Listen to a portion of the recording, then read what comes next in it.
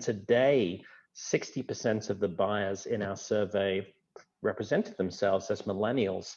Samantha and Elissa, what are you seeing in the companies that you advise? Is this pattern clear and evident to them? What's really interesting to me is I think most people will acknowledge that millennials are getting into positions of authority and such, but I think there's a real misconception about what that means.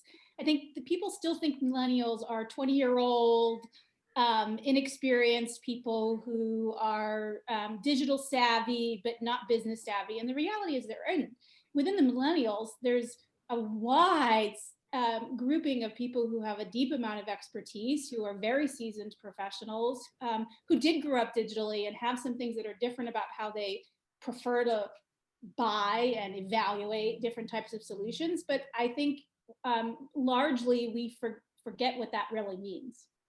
Yeah, I agree 100%. I mean, if you think about it, millennials are approaching 40 at the high end, and so there's a rich amount of experience. They're in leadership, and they're digital natives. And so they learn fast, and they've learned how, that's how they grew up, learning quickly, absorbing ideas from all over the place, learning how to have discretion about what's truthful or what's fact, what's believable, what's credible. So I think they're a really interesting audience, but a very powerful one.